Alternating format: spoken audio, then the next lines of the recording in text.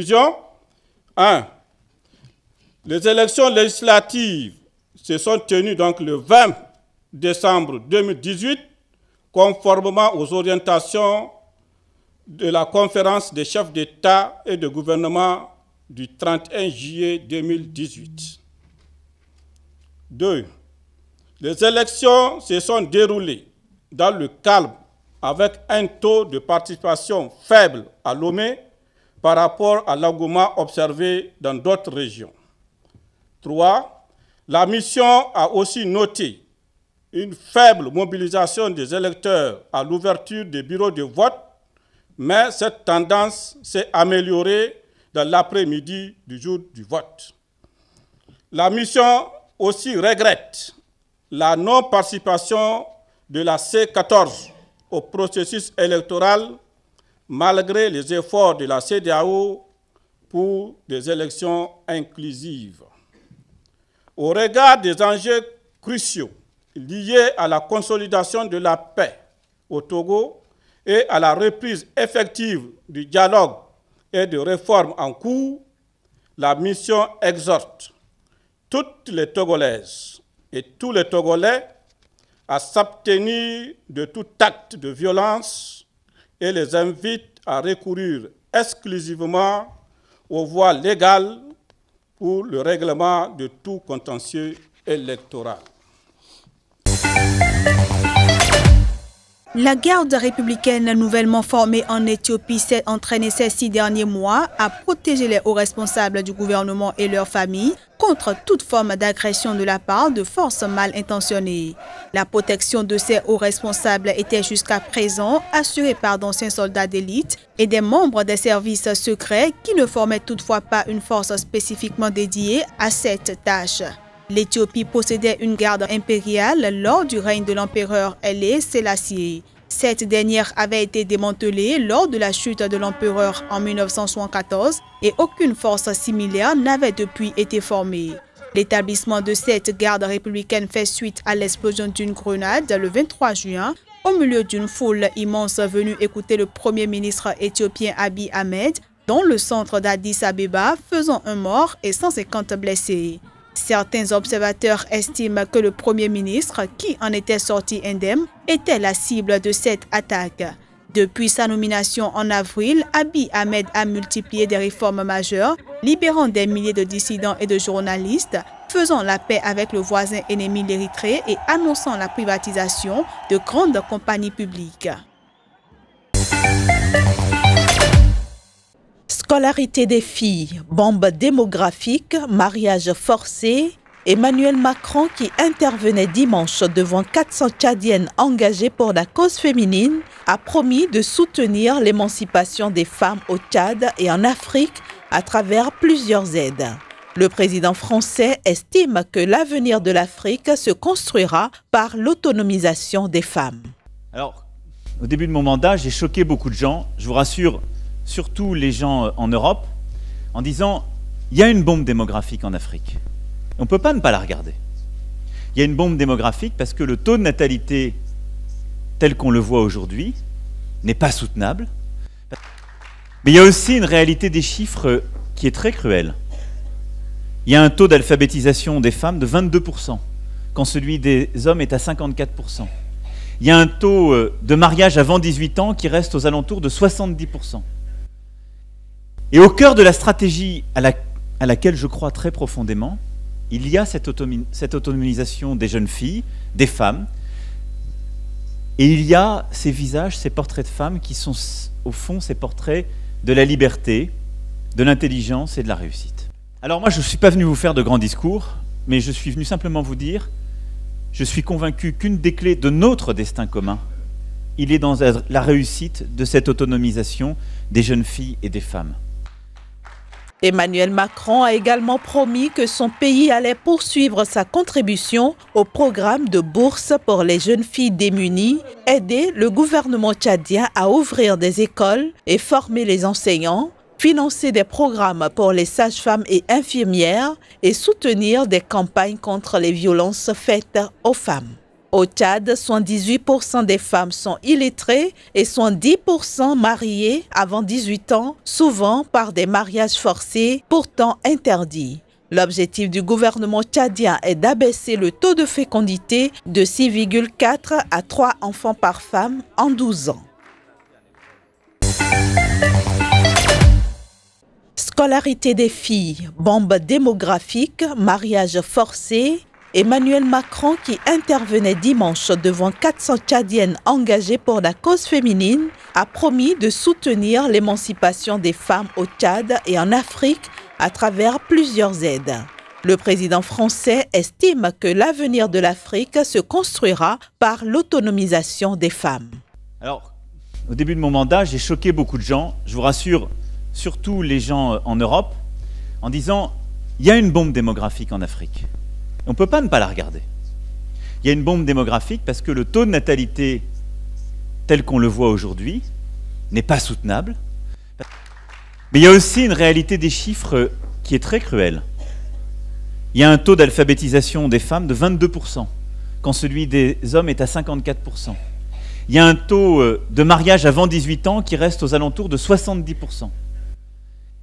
Et au cœur de la stratégie à laquelle je crois très profondément, il y a cette autonomisation des jeunes filles, des femmes, et il y a ces visages, ces portraits de femmes qui sont au fond ces portraits de la liberté, de l'intelligence et de la réussite. Alors moi je ne suis pas venu vous faire de grands discours, mais je suis venu simplement vous dire, je suis convaincu qu'une des clés de notre destin commun, il est dans la réussite de cette autonomisation des jeunes filles et des femmes. Emmanuel Macron a également promis que son pays allait poursuivre sa contribution au programme de bourse pour les jeunes filles démunies, aider le gouvernement tchadien à ouvrir des écoles et former les enseignants, financer des programmes pour les sages-femmes et infirmières et soutenir des campagnes contre les violences faites aux femmes. Au Tchad, 78% des femmes sont illettrées et 70% mariées avant 18 ans, souvent par des mariages forcés, pourtant interdits. L'objectif du gouvernement tchadien est d'abaisser le taux de fécondité de 6,4 à 3 enfants par femme en 12 ans. L'Assemblée nationale a clôturé sa session budgétaire sans adopter le projet de loi contre le tabac qui était dans son pipeline depuis près d'un an. Alors que les débats devaient se tenir, contre toute attente, le président de la commission saisi au fond et le rapporteur ont boycotté l'hémicycle sans aucune raison. Mieux, ils ont envoyé une demande de retrait du projet de loi. Mais le vice-président du Parlement, qui présidait la séance plénière, a tout simplement ajourné l'examen jusqu'à une prochaine session.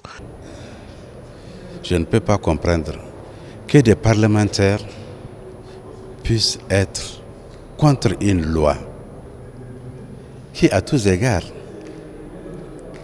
ne peut profiter qu'à la population, qui n'a absolument rien de politique, vous l'avez vu.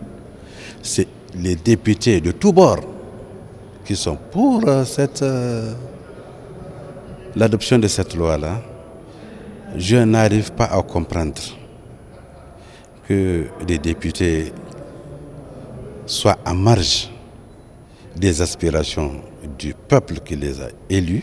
Pour arriver à ce stade, l'association SOS Tabagisme a mené un plaidoyer pendant plusieurs mois et obtenu l'introduction du projet de loi à l'Assemblée nationale. Pour son président, ce qu'il s'est passé au Parlement est tout simplement inédit. Selon Inoussa Sauna, c'est l'œuvre de certains responsables du ministère de la Santé à la solde de puissants lobbies qui ne cachent pas leur hostilité contre l'adoption du projet de loi. Il faut que les choses soient claires. C'est au niveau du ministère de la Santé qu'il y a une campagne contre la loi. Ce n'est pas au niveau de l'Assemblée nationale. Nous en sommes convaincus et nous avons les preuves et nous connaissons les individus. Toutes les forces qui pensent qu'ils peuvent se cacher pour travailler pour l'industrie, ils finiront par se faire découvrir et ils perdront. L'intérêt pour eux, c'est d'être du côté de la santé publique et c'est pour cela, encore une fois de plus, j'interpelle le ministre de la Santé publique. SOS Tabagisme ne compte pas s'arrêter en si bon chemin. Son président promet de poursuivre la campagne et un grand déballage très bientôt sur le rôle de l'industrie du tabac et ses soutiens au Niger. Des dizaines de sacs contenant des corps de victimes ont été extraits lundi de bâtiments démolis par le tsunami en Indonésie. Les secouristes continuaient à rechercher des survivants de cette catastrophe qui a fait au moins 373 morts, plus de 1400 blessés et 128 disparus selon le dernier bilan de l'Agence nationale de gestion des catastrophes. Les experts mettent en garde contre le risque de nouvelles vagues mortelles dues à l'activité volcanique. Le tsunami a été causé par l'effondrement sous-marin d'une partie d'un volcan en éruption. Il s'agit d'un phénomène rare qui peut se reproduire maintenant que le volcan, l'Anak Krakatoa, est déstabilisé, selon des experts. Ce volcan est particulièrement actif depuis le mois de juin, souvent secoué. Une éruption un peu plus forte que les autres ou qui a simplement été celle de trop a fait tomber un flanc du volcan, d'après un volcanologue. L'Indonésie compte 127 volcans actifs et se trouve sur la ceinture de feu du Pacifique, une zone où tremblements de terre et éruptions volcaniques sont fréquents. D'autres experts évoquent une marée particulièrement forte en ces jours de pleine lune. Autre facteur aggravant, le tsunami a également surpris la population la nuit. Afin de réduire les risques, il faudrait cartographier les fonds marins autour d'Anak Krakatoa à la recherche d'indices sur de futurs glissements de terrain. Au moins 13 soldats et un policier nigérien ont été tués dans une embuscade tendue par le groupe djihadiste Boko Haram lundi dans le nord-est du pays. Un bilan rendu public par l'armée nigériane. Des sources proches du groupe de l'État islamique en Afrique de l'Ouest, l'une des factions de Boko Haram qui cible particulièrement l'armée, affirme qu'il ne s'agissait pas d'une embuscade, mais de l'attaque d'une base militaire située près du village Koukarita. D'autres sources concordantes donnent un bilan plus lourd de 18 morts. Un soldat présent sur les lieux a déclaré sous couvert d'anonymat que les terroristes ont tué 17 soldats et un policier dans une attaque qui a duré pendant plus d'une heure. Selon la même source, les assaillants ont envahi la base militaire après avoir pris le dessus sur le combat et ils y ont mis le feu.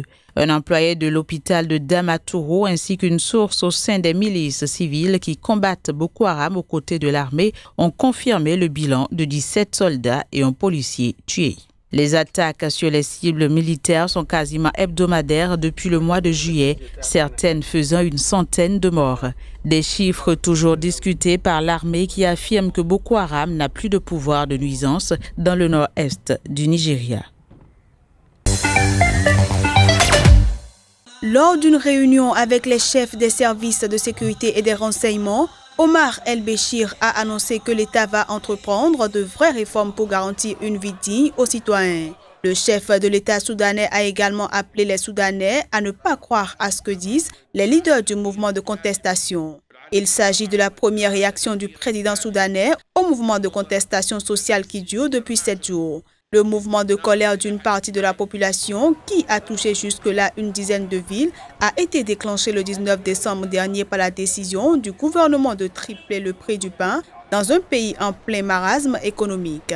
Une grève a débuté ce lundi à l'appel d'un rassemblement de professionnels de différents secteurs après 5 jours de manifestations. Les hôpitaux ont été les premiers à rejoindre ce mouvement. Depuis le début de la contestation, les manifestations ont fait au moins 8 morts selon des responsables du pays. Mais des bilans plus lourds sont évoqués par Amnesty International et l'opposition qui parlent respectivement de 37 et 22 morts. Des centaines de personnes ont encore manifesté ce mardi à Khartoum, mais un important dispositif de sécurité a empêché toute marche vers le palais présidentiel.